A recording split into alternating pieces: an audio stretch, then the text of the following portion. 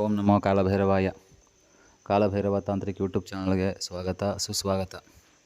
ವೀಕ್ಷಕರೇ, ಇವತ್ತಿನ video skip ಮಾಡದೆ ಪ್ರತಿಯೊಬ್ಬರು ನೋಡಿ. ಯಾಕಂತಂದರೆ ಈ ವಿಡಿಯೋ ನಿಮಗೆ, ನಿಮ್ಮ ಕುಟುಂಬದವರಿಗೆ ಅಥವಾ ನಿಮ್ಮ ಸ್ನೇಹಿತರಿಗೆ ಬಹಳ ಮುಖ್ಯವಾಗಿರುವಂತಹ ವಿಡಿಯೋ.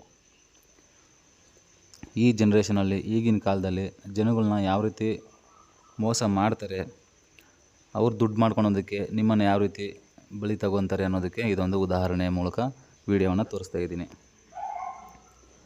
ನೋಡಿ, ಒಂದು ಕಾಲದಲ್ಲಿ ದೇವಸ್ಥಾನ ಅಂತಂದರೆ ಒಂದು ಶಾಂತಿ ನೆಮ್ಮದಿ ತಾಣವಾಗಿತ್ತು. ಒಂದು ಭಕ್ತಿಪೂರ್ವಕವಾಗಿ ನಾವು ದೇವಸ್ಥಾನಕ್ಕೆ ಹೋಗಿ ಒಂದು ಅರ್ಚನೆಯನ್ನು ಮಾಡಿ, ಪೂಜೆಯನ್ನು ಮಾಡಿ, ಕೈ ಮುಗಿದು ಬಂದಾಗ ನಮಗೆ ಶಾಂತಿ ನೆಮ್ಮದಿ ನೆಲೆಯಾಗ್ತಿತ್ತು.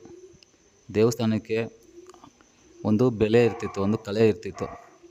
ಈಗಿನ ಕಾಲದಲ್ಲಿ ಏನು ಮಾಡಿದ್ದಾರೆ, ಪ್ರತಿಯೊಂದು ದೇವಸ್ಥಾನವನ್ನು ಒಂದು ಬಿಸ್ನೆಸ್ ಆಗಿ ಮಾಡಿಬಿಟ್ಟಿದ್ದಾರೆ. ನಮ್ಮ ದೇವಸ್ಥಾನಕ್ಕೆ ಬರ್ರಿ, ನಮ್ಮ ದೇವಸ್ಥಾನಕ್ಕೆ ಬರ್ರಿ, ನಮ್ಮ ದೇವಸ್ಥಾನಕ್ಕೆ ಬಂದರೆ ನಿಮ್ಮ ಪರಿಹಾರ ಸಿಗುತ್ತೆ. ಇನ್ನೊಂದು ದೇವಸ್ಥಾನಕ್ಕೆ ಹೋದರೆ ತಡೆ ಹೊಡಿತೀವಿ, ಮತ್ತೊಂದು ದೇವಸ್ಥಾನಕ್ಕೆ ಹೋದರೆ ನಿಮ್ಮ ಮೇಲೆ ಅಭಿಷೇಕದ ನೀರು ಹುಯ್ತೀವಿ, ಇನ್ನೊಂದು ಕಡೆ ಹೋದರೆ ಯಾವುದೋ 10 ಬಾವಿ ನೀರು 9 ಬಾವಿ ನೀರು ಹುಯ್ತೀವಿ. ನಮ್ಮ ದೇವಸ್ಥಾನಕ್ಕೆ ಬಂದ್ಬಿಟ್ಟು ಹರಕೆ ಹೊತ್ಕೊಳ್ರಿ, ನಮ್ಮ ದೇವಸ್ಥಾನದ ಕಾಯಿಗಳು ಕಟ್ಕೊಳ್ರಿ, ಇಲ್ಲಿ ಅಮ್ಮನವ್ರು ಉತ್ತರ ಕೊಡ್ತಾರೆ, ಇಲ್ಲ ಅಪ್ಪನವರು ಆಜ್ಞೆ ಕೊಡ್ತಾರೆ. ಇಂಥವೆಲ್ಲ ಮಾಡಿ ಮಾಡಿ ಮಾಡಿ ಮಾಡಿ ಅಧ್ವಾನ ಮಾಡಿ ಹಾಕ್ಬಿಟ್ಟವ್ರೆ. ಈಗಿನ ಕಾಲದಲ್ಲಿ ದೇವಸ್ಥಾನಕ್ಕೆ ಬೆಲೆ ಅನ್ನೋದೇ ಇಲ್ಲ. ಯಾರಾದರೂ ಗಮನ ಇಟ್ಟು ನೋಡಿ. ಏನೂ ಕೆಲಸ ಇಲ್ದಿರ ಕೇವಲ ದೇವ್ರನ್ನ ನೋಡೋಕ್ಕೆ ಮಾತ್ರ ಭಕ್ತಿಯಿಂದ ಜನ ಎಷ್ಟು ಮಟ್ಟಿಗೆ ಹೋಗ್ತಾರೆ ಅಂತ ನೋಡಿ.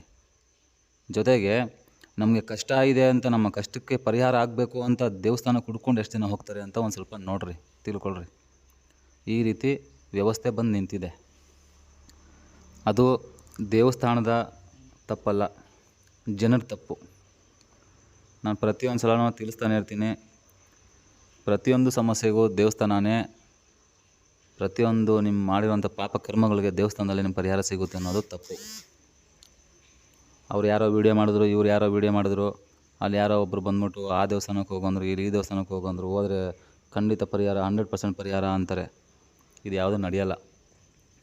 ಅದೇ ರೀತಿಯಾಗಿ ನೋಡಿ, ವೀಡಿಯೋದಲ್ಲಿ ತೋರಿಸ್ತಾ ಇದ್ದೀನಿ, ಒಬ್ಬರು ಯಾರೋ ಒಬ್ಬರು ತೋರಿಸ್ಕೊಟ್ರು ಜಾಗ, ಅಲ್ಲಿ ಹೋದರೆ ನಿಮ್ಮ ಕೆಲಸ ಆಗುತ್ತೆ ಅಂತಂದರು ಅಂತ ಹೋಗಿದ್ದಾರೆ. ಅವರ ಒಂದು ವಶೀಕರಣ ಪ್ರಯೋಗವನ್ನು ಮಾಡಿದ್ದಾರೆ ಆ ಜಾಗದಲ್ಲಿ. ವಶೀಕರಣ ಪ್ರಯೋಗ ಮಾಡುವಂತಹ ವಿಧಿವಿಧಾನವೂ ಸಾಮಾನ್ಯ ಜ್ಞಾನ ಇಲ್ಲದಿರೋ ಥರ ಮಾಡಿಕೊಟ್ಟಿರುವಂತಹ ಮಹಾನ್ ಪಂಡಿತ, ಮೇಧಾವಿ. ಅದಕ್ಕೆ ಯಾವೆಲ್ಲ ವಸ್ತುಗಳನ್ನು ಬಳಕೆ ಮಾಡಬೇಕು ಅನ್ನೋದು ಕನಿಷ್ಠ ಜ್ಞಾನವೂ ಅವ್ರಿಗಿಲ್ಲ. ಹಾಗೆ ವಶೀಕರಣ ಮಾಡುವಂಥ ಪದ್ಧತಿ ಅಂತೂ ಒಂಚೂರು ತಿಳಿದಿಲ್ಲ. ಸುಮ್ಮನೆ ಏನೋ ಬಂದಿದ್ದಾರೆ, ದುಡ್ಡು ಕೊಡ್ತಾರೆ, ಏನೋ ಮಾಡಿಕೊಟ್ಟು ಕಳಿಸ್ಬೇಕು ಅವ್ರ ಸಮಾಧಾನಕ್ಕೆ ಅನ್ನೋ ಮಟ್ಟಿಗೆ ಮಾಡಿಕೊಟ್ಟಿದ್ದಾರೆ. ಈ ವಶೀಕರಣ ಪ್ರಯೋಗಕ್ಕೆ ಇವರು ಬಳಸಿರುವಂತಹ ವಸ್ತುಗಳು ನೋಡಿ. ಒಂದು ಕಲಶ, ಈ ಒಂದು ತಗಡು ನೋಡಿ, ತಾಮ್ರದ ತಗಡು ಅಲ್ಲ ಇದು. ಇದರಲ್ಲಿ ನೋಡಿ ಏನೂ ಬರೆದಿಲ್ಲ, ಅದೇನೋ ಗೀಚಿಕ್ಕಿದ್ದಾರೆ. ಇದು ಯಾವುದೋ ಒಂದು ಪೇಪರು. ಈ ಪೇಪರಲ್ಲಿ ನನ್ನ ಕೈ ಹತ್ರ ನೋಡಿ, ಇಲ್ಲಿ ಶ್ರೀ ಅಂತ ಬಿಟ್ಟರೆ ಬೇರೆ ಏನೂ ಇಲ್ಲ. ಒಂದು ಯಂತ್ರ ಆಗಲಿ, ಒಂದು ಮಂತ್ರ ಆಗಲಿ, ಒಂದು ತಂತ್ರ ಆಗಲಿ, ಏನಂದರೆ ಏನೂ ಇಲ್ಲ ಇದರಲ್ಲಿ. ಈ ಪೇಪರಲ್ಲಿ ಸುಮ್ಮನೆ ತುಂಬಿಸಿಕ್ಕಿದ್ದಾರೆ ನೋಡಿ. ಈ ಪೇಪರಲ್ಲೂ ತೆಗಿತಾ ಇದ್ದೀನಿ, ಏನೂ ಇಲ್ಲ. ಯಾವುದೋ ಹಳೆ ಬುಕ್ಸಲ್ಲಿ ಹರಿದ್ಬಿಟ್ಟು ಅದನ್ನು ತುಂಬಿ ಕೊಟ್ಟಿರೋ ಥರ ಇದೆ ಇದು. ಹಾಗಾಗಿ ಎಲ್ಲೇ ಮಾಡಿಸಿದ್ರು ಮೊದಲು ತಿಳ್ಕೊಳ್ಳಿ, ಅವರು ಹೇಗೆ ಏನು ಕೆಲಸ ಮಾಡ್ತಾರೆ, ಮಾಡಿದ್ರೆ ನಡೆಯುತ್ತೆ ಅಂತ. ಇದ್ರ ಜೊತೆಗೆ ನೋಡಿರಿ, ಇದು ಕುಂಕುಮ. ನಾವು ಡೈಲಿ ಹಣೆಗೆ ಹಚ್ಕೊಳ್ತೀವಲ್ಲ ಕುಂಕುಮ. ಈ ಕುಂಕುಮವನ್ನು ಒಂದು 100 ಗ್ರಾಮ್ ತುಂಬಿದ್ದಾರೆ ಅದರಲ್ಲೇ. ಸುಮ್ಮನೆ ಮುಟ್ಟಿದ್ರೆ ಪುಡಿ ಆಗ್ತಾಯಿದೆ ನೋಡಿ. ಇದೆಲ್ಲ ಕುಂಕುಮನೇ. ಈ ರೀತಿ ಮೋಸ ಮಾಡ್ತಾರೆ ಜನಗಳಿಗೆ. ಇದು ನೋಡಿ, ಹವನ್ ಸಾಮಗ್ರಿ ಅಂತ. ಇದನ್ನು ನೀವು ತೊಗೋಬೋದು. ಪ್ರತಿಯೊಂದು ಗ್ರಂಥಿ ಅಂಗಡಿಗಳಲ್ಲೂ ನೀವು ಹವನ್ ಸಾಮಗ್ರಿ ಕೊಡ್ರಿ ಅಂದರೆ ಪ್ಯಾಕೆಟ್ಗಳು ಕೊಡ್ತಾರೆ. ಇದ್ರ ಪ್ರೈಸ್ ಬಂದು 25 ರೂಪಾಯಿ, 30 ರೂಪಾಯಿ, 50 ರೂಪಾಯಿ ಅಷ್ಟೇ ಒಂದು ಪ್ಯಾಕೆಟು. ಈ ಒಂದು ಕಲಶಕ್ಕೆ ಸುಮಾರು ಒಂದು 20 ರೂಪಾಯಿ, 25 ರೂಪಾಯಿ ಬೆಲೆ ಬಾಳುವಂಥ ಒಂದು ಪ್ಯಾಕೆಟ್ನ ಹಾಕಿದ್ದಾರೆ. ಇದು ಯಾವುದೋ ಒಂದು ಎಲೆ ಹಾಕಿದ್ದಾರೆ ಅಷ್ಟೇ. ಇದು ಬಿಟ್ಟರೆ ನೋಡಿ, ಇದೊಂದು ತಗಡು. ಇದರಲ್ಲಿ ಏನೂ ಬರೆದಿಲ್ಲ. ಒಂದು ಅಕ್ಷರ ಆದರೂ ಬರೀಬೇಕಾಗಿತ್ತಲ್ವ, ಏನೂ ಬರೆದಿಲ್ಲ. ಇದು ನೋಡಿ ಅರಿಶಿನ, ಎಲ್ಲ ಗಡ್ಡೆ ಕಟ್ಬಿಟ್ಟಿದೆ. ಇದು ಅರಿಶಿನ. ಸುಮ್ಮನೆ ಮುಟ್ಟಿದ್ರೆ ಪೌಡ್ರಿಗೆ ಆಗ್ತಾಯಿದೆ. ಇದು ಪೇಪರ್, ಆಗಲೇ ಮೊದಲು ತೋರಿಸಿದ್ನಲ್ಲ ಅದೇ ಪೇಪರ್ದು ಒಂದು ತುಂಡಿದು ಹರಿದೋಗಿದೆ. ಅದು ಬಿಟ್ಟರೆ ನೋಡಿ, ಇದು ಒಂದು ತಗಡು ಕಲಶದ ಮೇಲೆ ಮುಚ್ಚಿತ್ತು. ಇದು ತಗಡು ಅಂತಲೂ ಹೇಳೋಕ್ಕಾಗಲ್ಲ. ಇದು ಯಾಕಂತಂದರೆ ಇದೆಲ್ಲ ಅಂಗಡಿಗಳಲ್ಲಿ 5 ರೂಪಾಯಿ 10 ರೂಪಾಯಿ ಸಿಗ್ತಾ ಒಂದೊಂದು ಶೀಟು. ಇದ್ರಲ್ಲಿ ನೋಡಿ ಯಾವುದೇ ರೀತಿ ಒಂದು ಮಂತ್ರನೂ ಇಲ್ಲ, ತಂತ್ರನೂ ಇಲ್ಲ, ಯಂತ್ರನೂ ಇಲ್ಲ. ಇದು ಸಹ ಒಂದು ಪೇಪರಲ್ಲಿ ವಿಭೂತಿಯನ್ನು ಹಾಕಿದ್ದಾರೆ, ವಿಭೂತಿ ಭಸ್ಮ. ನಾವು ಡೈಲಿ ಹಣೆಗೆ ಹಚ್ಕೊತೀವಲ್ವ ಆ ಭಸ್ಮ, ವಿಭೂತಿ ಭಸ್ಮನ ಪೇಪರಲ್ಲಿ ಮಡಚ್ಬಿಟ್ಟು ಹಾಕಿದ್ದಾರೆ, ಮಿಕ್ಸ್ ಆಗಬಾರ್ದು ಅಂತ. ಇದು ಭಸ್ಮ. ಇದು ನೋಡಿ ಒಂದು ತಾಯ್ತ ಹಾಕಿದ್ದಾರೆ. ಈ ತಾಯ್ತದೊಳಗಡೆ ಆದರೂ ಅಟ್ಲೀಸ್ಟ್ ಒಂದು ಸ್ವಲ್ಪ ಏನಾದರೂ ಐಟಮ್ನ ಹಾಕಿದ್ದಾರೆ ಅಂದರೆ ಅದು ಇಲ್ಲ. ಪೂರ್ತಿ ಕುಂಕುಮ ನೋಡಿ, ಬಟ್ಟೆ ಮೇಲೆ ಚೆಲ್ಲಿದ್ದೀನಾಗಲೇ ಪೂರ್ತಿ ಕುಂಕುಮವನ್ನು ಹಾಕಿ ಈ ತಾಯ್ತವನ್ನು ಹಾಕಿದ್ದಾರೆ. ಇದರಿಂದ ಏನು ಉಪಯೋಗ ಆಗುತ್ತೆ ಅಂತೂ ನಮಗಂತೂ ಗೊತ್ತಿಲ್ಲ. ಮೂರ್ಖರು ಯಾವ ರೀತಿ ಪ್ರಯೋಗ ಮಾಡ್ತಾರೆ ನೋಡಿ. ಇಲ್ಲೇ ಕಣ್ಮುಂದೆ ಇದೆ ಒಂದು ಕಲಶ, ಒಂದು 5 ರೂಪಾಯಿ 10 ರೂಪಾಯಿ ಶೀಟ್, ಅದು ತಗಡು ಎಲ್ಲ ಕಡೆ ಸಿಗ್ತವೆ. ಆ ಒಂದು ತಗಡು ಹಾಕಿದ್ದಾರೆ, ಅರಿಶಿನ ಕುಂಕುಮ, ಅದೊಂದು ಹವನ ಸಾಮಗ್ರಿ ಹಾಕಿದ್ದಾರೆ ಅಷ್ಟೇ. 30 ರೂಪಾಯಿದು ಒಂದು ತಾಯ್ತ ಹಾಕಿದ್ದಾರೆ. ಇಷ್ಟು ಬಿಟ್ಟರೆ ಈ ಕಲಶದಲ್ಲಿ ಬೇರೆ ಯಾವುದೇ ರೀತಿ ಪದಾರ್ಥಗಳು ಇಲ್ಲ. ಹಾಕಿ ಚೆನ್ನಾಗಿ ದಾರ ಸುತ್ತಬಿಟ್ಟು ಕೊಟ್ಟಿದ್ದಾರೆ ಅವ್ರಿಗೆ. ಈ ರೀತಿ ಮೋಸ ಮಾಡಿ ಅವರು ದುಡ್ಡು ಮಾಡಬೇಕು ಅನ್ನೋರು ಈ ಕಾಲದಲ್ಲಿ ಸುಮಾರು ಮೂಲೆಗೂ ಊರಿಗೊಂದು 10 ಜನ ಉಟ್ಕೊಂಡ್ಬಿಟ್ಟವ್ರೆ. ಎಲ್ಲಿ ನೋಡಿದ್ರು ಬರೀ ಇಂಥವ್ರೆ ಆಗೋಯ್ತು. ಈ ಒಂದು ವಶೀಕರಣ ಪ್ರಯೋಗಕ್ಕೆ ಇವರು ತಗೊಂಡಿರುವಂತಹ ಸಂಭಾವನೆ ಸರಿಸುಮಾರು 65,000 ರೂಪಾಯಿನ ಕೊಟ್ಟು ಇವರು ವಶೀಕರಣ ಪ್ರಯೋಗ ಮಾಡಿಸಿದ್ದಾರೆ. ಇವ್ರು ಕೊಟ್ಟಿರುವಂಥ 65,000 ರೂಪಾಯಿಗೆ ಅವ್ರು ಕೊಟ್ಟಿರುವಂಥ ವಸ್ತು ಇದೊಂದು ಕಲಶದಲ್ಲಿರುವಂಥ ಈ ವಸ್ತುಗಳಷ್ಟೇ. ಇದನ್ನು ನೀವೇ ಮಾಡ್ಕೋಬೋದಾಗಿತ್ತಲ್ವ, ಅದಕ್ಕೆ ಯಾಕೆ 65,000 ರೂಪಾಯಿ ಖರ್ಚು ಮಾಡಿದ್ರಿ? ಬರೀ ಒಂದು 200-300 ರೂಪಾಯಿ ಖರ್ಚು ಮಾಡಿದ್ದೀರಿ. ಈ ಐಟಮ್ಗಳು, ಈ ವಸ್ತುಗಳು ಇದಕ್ಕಿಂತ ಇನ್ನೂ ಡಬಲಾಗಿ ನಿಮ್ಗೆ ಸಿಗ್ತಾಯಿತ್ತು. ಒಳ್ಳೊಳ್ಳೆ ವಸ್ತುಗಳು, ಕ್ವಾಲಿಟಿ ಇರೋದು, ಅರಿಶಿನ ಕುಂಕುಮ, ಈ ತಗಡು ಇವೆಲ್ಲ ನಿಮಗೆ ಸಿಗ್ತಿತ್ತು. ತಂದು ನೀವೇ ಒಂದು ಕಲಶಕ್ಕೆ ತುಂಬಿಬಿಟ್ಟು ದಾರ ಸುತ್ಕೊಂಡು ಪೂಜೆ ಮಾಡಿದ್ದೀರಿ, ನಿಮ್ಗೊಂದು ಸಮಾಧಾನ ಆಗ್ಬಿಡೋದಲ್ವ. ನಿಮ್ಗೆ 65,000 ರೂಪಾಯಿ ದುಡ್ಡು ಉಳಿತಾಯಿತ್ತು ನೋಡಿ. ಅದಕ್ಕೆ ಹೇಳೋದು, ಗೊತ್ತಿಲ್ಲದಿರೋ ಕಡೆ ಹೋಗಿ ಮೋಸ ಹೋಗಬೇಡಿ, 1-10 ಸಲ ಪರೀಕ್ಷೆ ಮಾಡಿ ಅಂತ. ಅದಕ್ಕೆ ನಾನು ನಿಮ್ಗೆ ಹೇಳೋದು.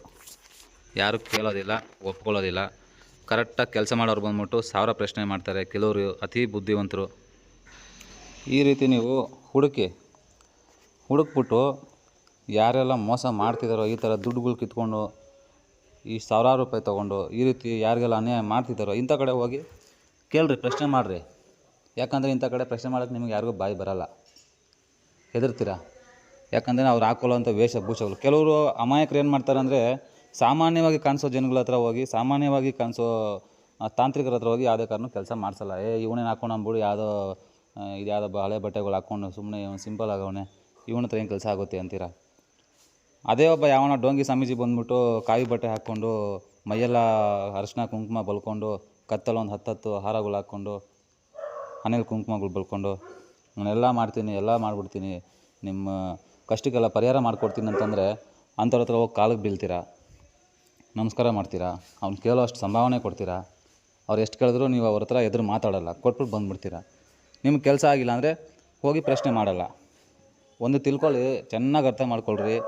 ವೇಷಭೂಷೆಗಳನ್ನ ಹಾಕ್ಕೊಂಡು ಯಾರು ನಾನು ಕೆಲಸ ಕಾರ್ಯಗಳನ್ನ ಮಾಡಿಕೊಡ್ತೀನಿ, ನಿಮ್ಮ ಕಷ್ಟಕ್ಕೆ ಪರಿಹಾರ ಮಾಡಿಕೊಡ್ತೀನಿ ಅಂತಂತಾರೋ ಅಂಥ ಕಡೆ 100% ನಿಮಗೆ ಪರಿಹಾರ ಆಗಲ್ಲ. ಯಾಕಂತಂದರೆ ವಾಮ ಮಾರ್ಗದಲ್ಲಿ, ತಾಂತ್ರಿಕ ವಿಧಾನದಲ್ಲಿ ನೀವು ಕೆಲಸ ಕಾರ್ಯಗಳನ್ನ, ಪ್ರಯೋಗಗಳನ್ನ ಮಾಡಿಸಿ ಕಷ್ಟ ಪರಿಹಾರ ಮಾಡ್ಕೋಬೇಕು ಅಂತಂದಾಗ ಯಾವುದೇ ಕಾರಣಕ್ಕೂ ಇಂಥವ್ರ ಹತ್ರ ಕೆಲಸ ನಡೆಯಲ್ಲ. ಇದೊಂದು ಚೆನ್ನಾಗಿ ನೆನ್ಪಿಟ್ಕೊಳ್ರಿ. ಯಾವತ್ತೂ ವೇಷಭೂಷಣ ನೋಡೋಕೆ ಹೋಗ್ಬೇಡ್ರಿ. ಅವ್ರ ಹತ್ರ ಇರ್ತಕ್ಕಂತಹ ಅವ್ರ ಸಾಧನೆಗಳನ್ನು ನೀವು ಗಮನಿಸಿ, ಅದಾದಮೇಲೆ ನೀವು ಕೆಲಸ ಮಾಡಿಸ್ರಿ, ನಿಮ್ಮ ಕೆಲಸ ಆಗ್ತದೆ.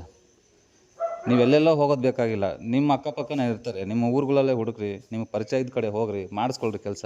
ಒಂದು ನಂಬಿಕೆ ಇರುತ್ತೆ. ಸುಮ್ಮನೆ ಇವ್ರು ಯಾರೋ ಅಂದರು, ಅವ್ರು ಯಾರೋ ಅಂದರು, ವೀಡಿಯೋದಲ್ಲಿ ನಮ್ಮ ದೇವಸ್ಥಾನಕ್ಕೆ ಬರ್ರಿ, ಆ ದೇವಸ್ಥಾನಕ್ಕೆ ಬರ್ರಿ, ಇಲ್ಲಿ ಪರಿಹಾರ ಅಲ್ಲಿ ಪರಿಹಾರ ಆಗುತ್ತೆ ಅಂತ ಹೋಗ್ತೀರಾ, 1000 ರೂಪಾಯಿ ದುಡ್ಡು ಕಳ್ಕೊತೀರಾ, ಸುಮ್ಮನಾಗ್ತೀರಾ. ಇಂಥವೆಲ್ಲ ಸುಮಾರು ನಡೀತಾ ಇದ್ದಾವೆ. ಹುಷಾರಾಗಿರಿ, ನೋಡ್ಕೊಳ್ರಿ.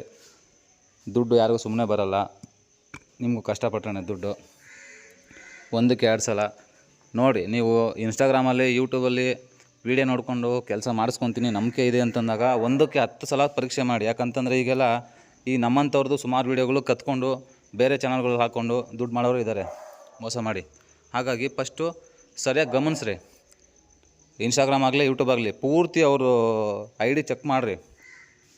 ಹಾಕಿರೋ ಎಲ್ಲ ವೀಡಿಯೋಗಳು ಅವ್ರದ್ದೇನಾ, ಹಾಕಿರೋ ಎಲ್ಲ ವೀಡಿಯೋಗಳ ನಂಬರ್ ಅವ್ರದ್ದೇ ಇದೆಯಾ, ಎಲ್ಲ ವೀಡಿಯೋಗಳಲ್ಲೂ ವಾಯ್ಸ್ ಅವ್ರದ್ದೇ ಇದೆಯಾ ಅಂತ ಚೆಕ್ ಮಾಡಿರಿ. ಚೆಕ್ ಮಾಡಿ ನಿಮ್ಗೆ ಕನ್ಫರ್ಮ್ ಆದಮೇಲೆ ಹೋಗಿ ಕೆಲಸ ಮಾಡಿಸ್ಕೊಳ್ರಿ ನಂಬಿಕೆ ಇಟ್ಟು. ಯಾಕಂತಂದರೆ ಈಗ ಕಂಡ್ಕೊಂಡವ್ರ ವೀಡಿಯೋಗಳು ಕತ್ಕೊಂಡು ಹೊಸ ಐಡಿಗಳು ಕ್ರಿಯೇಟ್ ಮಾಡಿಕೊಂಡು ಜನಗಳ್ನ ಮೋಸ ಮಾಡೋರು ಜಾಸ್ತಿ ಆಗಿದ್ದಾರೆ. ನಮ್ಮವೇ ಸುಮಾರು ವೀಡಿಯೋಗಳು ಕತ್ಕೊಂಡೆಲ್ಲ ಮಾಡಿಕೊಂಡು ದುಡ್ಡುಗಳು ಮಾಡ್ಕೊಂಡವ್ರೆ. ಕಂಪ್ಲೇಂಟ್ ಎಲ್ಲ ಬಂದಿದೆ ಸುಮಾರು ನಮ್ಗೆ. ಹಂಗಾಗಿ 1-10 ಸಲ ಪರೀಕ್ಷೆ ಮಾಡಿ ಚೆಕ್ ಮಾಡಿರಿ, ಆಮೇಲೆ ಕೆಲಸ ಮಾಡಿಸ್ಕೊಳ್ರಿ. ಸುಮ್ಮನೆ ಎಲ್ಲೆಲ್ಲ ಹೋಗಿ ಏನೇನೋ ಮಾಡಿಕೊಂಡು ಎಲ್ಲ ಗಲಾಭೆ ಬಿಡಿಸ್ಕೊಂಡು ಮೋಸ ಹೋಗಕ್ಕೆ ಹೋಗ್ಬೇಡಿ. ಆಯಿತು, ಎಲ್ಲರಿಗೂ ದೇವ್ರು ಒಳ್ಳೇದು ಮಾಡಲಿ. ಕಾಲಭೈರವ ಸ್ವಾಮಿ ಆಶೀರ್ವಾದ ಎಲ್ಲರಿಗೂ ಸಿಗಲಿ. ಮುಂದಿನ ವಿಡಿಯೋದಲ್ಲಿ ಇನ್ನಷ್ಟು ಮಾಹಿತಿಯೊಂದಿಗೆ ಸಿಗ್ತೀನಿ. ಓಂ ನಮೋ ಕಾಲಭೈರವಾಯ. ಹರ ಹರ ಮಹಾದೇವ್.